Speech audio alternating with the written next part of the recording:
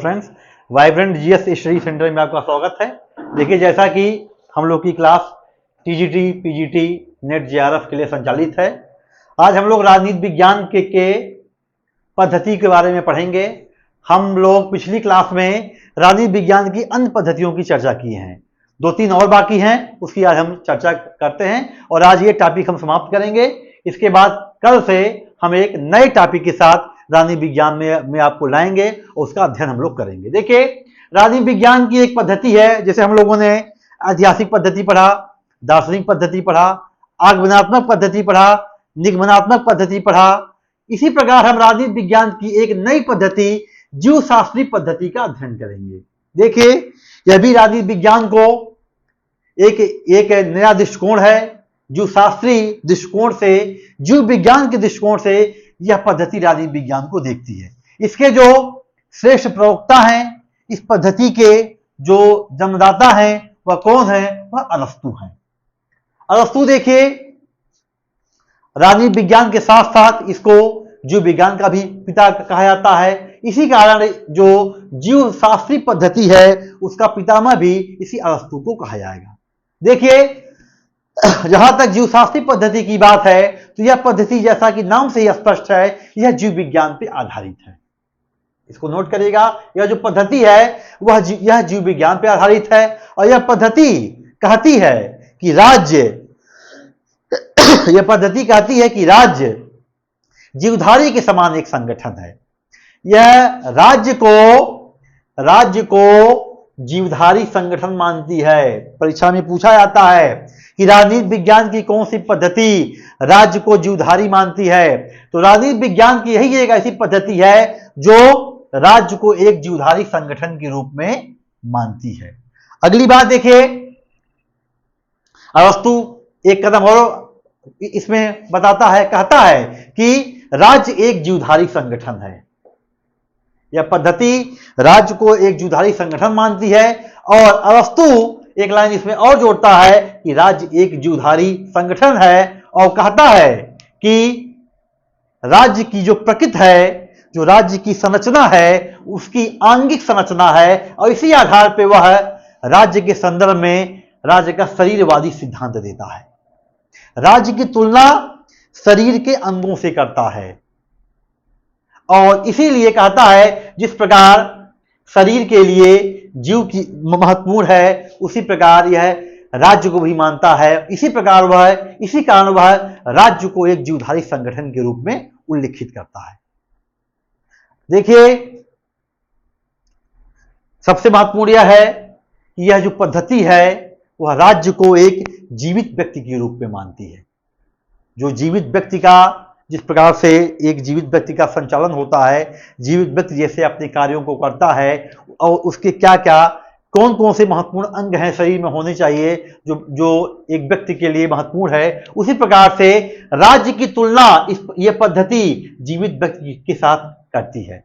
महत्वपूर्ण इसीलिए है कि जो जीवशास्त्री पद्धति है, इसमें राज्य को व्यक्ति के समान मान लिया गया है। सीधे सीधे कहा गया है कि राज्य की जो तुलना होगी वह जीवित व्यक्ति के साथ होगी और महत्वपूर्ण इसलिए है, इस पद्धति का जो जन्मदाता है, इस पद्धति का जो प्रयोग करने वाला है वह अरस्तु है। क्योंकि अरस्तु राजनीति विज्ञान का भी पिता था, अरस्तु जीव विज्ञान का भी पिता था, तो उसने अध्ययन किया कि शरीर के जो अंग हैं, जो वह एक मानव शरीर के लिए कितना उपयोगी है। उसी प्रकार से उसने उसी अंगों की तुलना, एक व्यक्ति की तुलना, एक जीवित व्यक्ति की तुलना राज्य से की है और इसी संदर्भ में वह राज्य के लिए जीवशास्त्री पद्धति का प्रयोग करता है। ठीक, देखिए, इसी के साथ साथ राजनीति विज्ञान की एक अन्य पद्धति है। इसमें जो भी परीक्षा उपयोगी प्रश्न हैं, परीक्षा उपयोगी प्रश्न सबसे इसमें जो जीवशास्त्री पद्धति है, इसमें आपसे पूछेगा कि जीवशास्त्री पद्धति का प्रयोगकर्ता कौन था और कौन सा विद्वान राज्य को एक जीवधारी संगठन मानता है। दोनों का उत्तर अरस्तु हो जाएगा। इसमें यही महत्वपूर्ण बात है, इसको नोट कर लीजिएगा। देखिए, जो हमारी अगली जो पद्धति है राजनीति विज्ञान की, वह है मनोवैज्ञानिक पद्धति। मनोवैज्ञानिक पद्धति बड़ा महत्वपूर्ण है। देखिए, इस पद्धति में राजनीति विज्ञान का कोई भी निष्कर्ष, भाई आप निष्कर्ष निकालेंगे ना, तो राजनीति विज्ञान का कोई भी निष्कर्ष आप निकालेंगे उसमें हमको मनोविज्ञान का सहारा लेना पड़ेगा। यही तो पॉइंट है कि राजनीति विज्ञान का कोई भी निष्कर्ष मनोविज्ञान के आधार पर निकाला जाता है। यह पद्धति राजनीति विज्ञान का कोई भी निष्कर्ष निकालेगी वो साइकोलॉजी के आधार पर निकालेगी, मनोविज्ञान के आधार पर निकालेगी। और इस पद्धति का प्राचीन काल में सबसे पहली बार प्रयोग किसने किया? इस पद्धति नोट कर लीजिएगा, मनोवैज्ञानिक पद्धति का राजनीति विज्ञान में सबसे पहली बार प्रयोग प्लेटो ने किया। और इसके जो श्रेष्ठ प्रवक्ता हैं, इस पद्धति के पूछा जाता परीक्षा में कि मनोवैज्ञानिक पद्धति के श्रेष्ठ प्रवक्ता कौन हैं, तो मनोवैज्ञानिक पद्धति के श्रेष्ठ प्रवक्ता आधुनिक काल में ग्राहम बलास हैं। तो दो नाम याद कर लीजिएगा। मनोवैज्ञानिक पद्धति का प्राचीन काल में सबसे पहली बार प्रयोग किसने किया? अरस्तु ने किया। आधुनिक काल में इसका श्रेष्ठ प्रवक्ता कौन है? ग्राहम बलास है। देखिए यह कहता है यह जो पद्धति प्लेटो जो है प्राचीन काल में किए थे, प्राचीन काल में प्राचीन मनोवैज्ञानिक पद्धति का सबसे जो प्राचीन इसके प्रवक्ता है, सबसे पहली बार इस पद्धति का प्रयोग यूनान में प्लेटो ने किया था। आधुनिक काल में इस पद्धति का सबसे ज्यादा व्यापक जो प्रयोग किया वो ग्राहम बलास ने किया। और ग्राहम बलास का यह पद्धति कहती है कि प्रत्येक व्यक्ति की अपनी एक निश्चित प्रवृत्ति होती है, प्रत्येक व्यक्ति की अपनी एक निश्चित प्रवृत्ति होती है जिसके द्वारा उसके गुणों का निर्धारण होता है। एक व्यक्ति की निश्चित प्रवृत्ति होगी जिससे उसके गुणों का निर्धारण होगा, और जो गुण हैं उसी से वर्ग का निर्धारण होगा, और जो वर्ग हैं यही राज्य का निर्माण कर देंगे। तो की पॉइंट क्या है? प्रत्येक व्यक्ति की एक निश्चित प्रवृत्ति होगी। देखिए पकड़िए, निश्चित प्रवृत्ति, गुण, वर्ग और राज्य का निर्माण। ये सेंटेंस पूछता एग्जाम में, यही सेंटेंस दे देगा कि प्रत्येक व्यक्ति की एक अपनी निश्चित प्रवृत्ति होती है जिससे उसके गुणों का निर्धारण होता है। यही गुण उसके वर्ग का निर्धारण करेंगे, और इसी वर्ग से आगे राज्य का निर्माण होगा। यह राजनीति विज्ञान की कौन सी पद्धति है? तो राजनीति विज्ञान की यह मनोवैज्ञानिक पद्धति है। तो निश्चित प्रवृत्ति, गुण, वर्ग और राज्य, यही विकास क्रम है राज्यों का मनोवैज्ञानिक पद्धति के अनुसार। इसके प्रवक्ता प्राचीन काल में प्लेटो, आधुनिक काल में ग्राहम बलास। देखिए यह ऐसी प्रवृत्ति है। सर एक सेकंड, गुण और वर्ग के बारे में थोड़ा समझा। हाँ सर, एक मिनट सर, पहले इसको पूरा कंप्लीट करें। देखिए यह एक ऐसी प्रवृत्ति है, आप देखिए हम इसको भी एकदम वर्तमान परिप्रेक्ष्य में आपको दिखा दे रहे हैं कि इस प्रवृत्ति का प्रयोग अपने व्यवहारिक जीवन में कैसे करते हैं। देखिए जैसे आप चुनाव होता है, चुनाव जैसे वर्तमान में इस समय चुनावी माहौल है, पता है कि लोकसभा का इलेक्शन होने वाला है, तो हम एक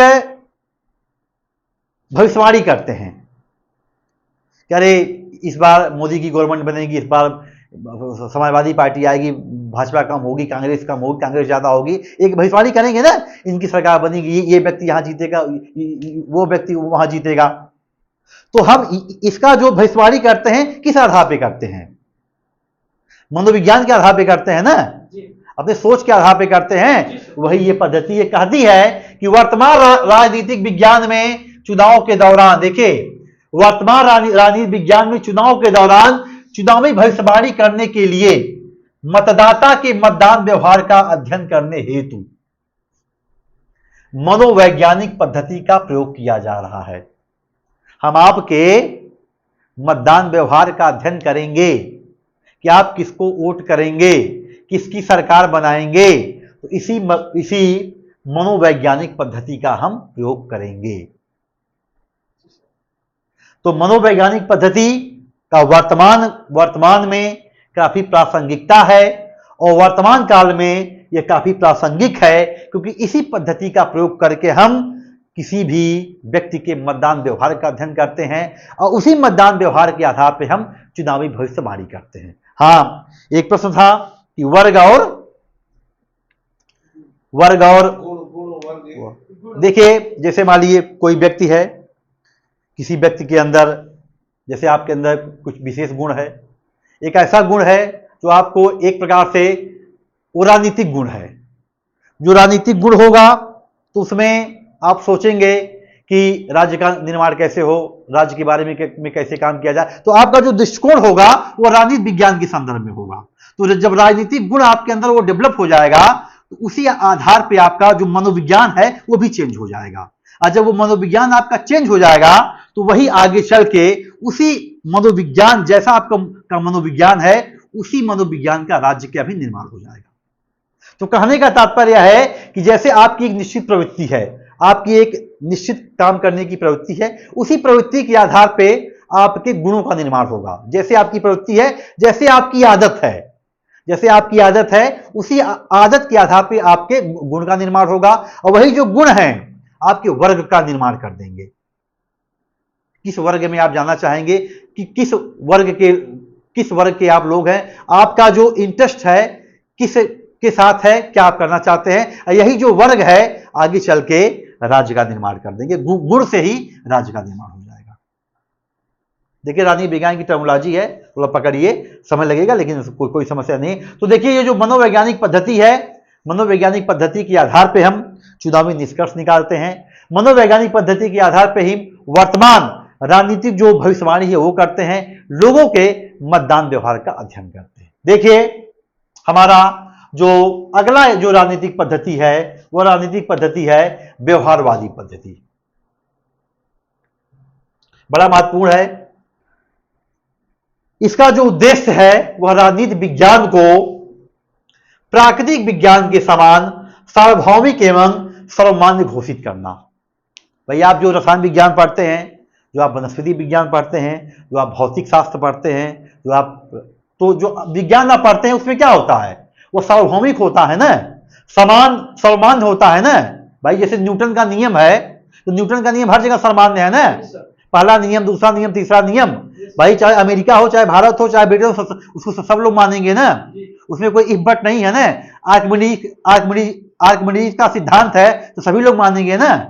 प्रकाश का नियम है, सभी लोग मानेंगे, सर्वमान्य है ना, सार्वभौमिक है ना। उसी प्रकार यह जो व्यवहारवादी पद्धति है वह राजनीति विज्ञान को सार्वभौमिक एवं सर्वमान्य घोषित करना चाहती है कि जैसे विज्ञान में हम प्रयोग करते हैं, प्रयोग के आधार पर सिद्ध कर देते हैं कि भाई न्यूटन ने प्रयोग किया होगा ना, आर्किमिडीज ने प्रयोग किया होगा ना, फैराडे का जो नियम है वो प्रयोग हुआ होगा ना, प्रकाश का नियम प्रयोग हुआ होगा ना, परावर्तन क्या है, अपवर्तन क्या है। उसी प्रकार से राजनीति विज्ञान का व्यवहारवादी दृष्टिकोण प्रयोग करता है, प्रयोग करने के बाद उसको प्राकृतिक विज्ञान के समान सार्वभौमिक एवं सर्वमान्य घोषित कर देता है। इसका प्रयोग वो समाज पे होगा, वर्ग पे होगा, राज्य पे होगा। तभी तो जो राजनीति विज्ञान है वो सार्वभौम होगा, सार्वभौमिक होगा।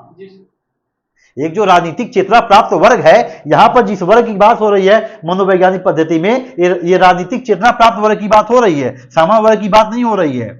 क्योंकि जिस व्यक्ति में राजनीतिक चेतना होगी, जिस व्यक्ति का मनोविज्ञान ऐसा हो जाएगा कि राजनीतिक चेतना लायक हो जाएगी, वही राज्य का निर्माण कर पाएगी। सभी लोग राज्य का निर्माण नहीं कर पाएंगे। तो उसी वर्ग की बात यहां पर हो रही है कि उसी वर्ग के अंदर निश्चित गुणों का निर्धारण होगा और जो निश्चित गुण है वही वर्ग का निर्माण कर देंगे और वही जो वर्ग है वही आगे चल के राज्य का निर्माण कर देगा।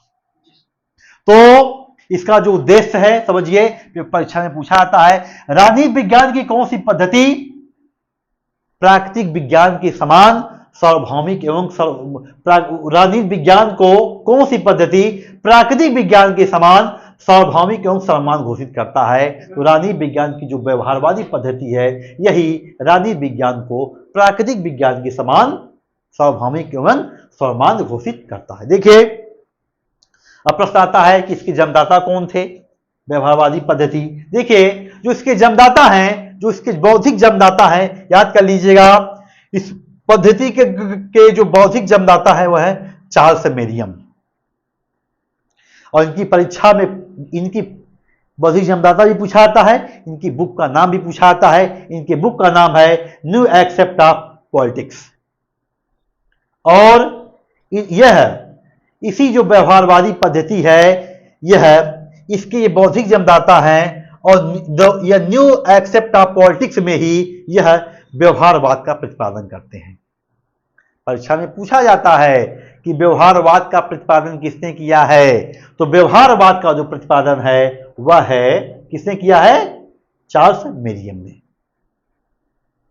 और इस जो व्यवहारवादी पद्धति है, व्यवहारवादी पद्धति के जो श्रेष्ठ प्रवक्ता हैं, जो श्रेष्ठ इसके एक प्रकार से यह व्यवहारवादी पद्धति को काफी ऊंचाई तक ले जाते हैं, उनका नाम है, याद कर लीजिएगा, डेविड ईस्टन। ये राजनीति विज्ञान, डेविड ईस्टन यह व्यवहारवाद के श्रेष्ठ प्रवक्ता हैं। और इसके जो बौद्धिक जन्मदाता हैं वो कौन है, चार्ल्स मेरियम। इनकी पुस्तक का नाम है न्यू एक्सेप्ट ऑफ पॉलिटिक्स। इसी पुस्तक में ये व्यवहारवाद का प्रतिपादन करते हैं। देखिए व्यवहारवाद आएगा, व्यवहारवाद का अगला जो चरण है उत्तर व्यवहारवाद आएगा। उत्तर व्यवहारवाद के जो श्रेष्ठ प्रवक्ता हैं वो भी कौन है, डेविड ईस्टन है।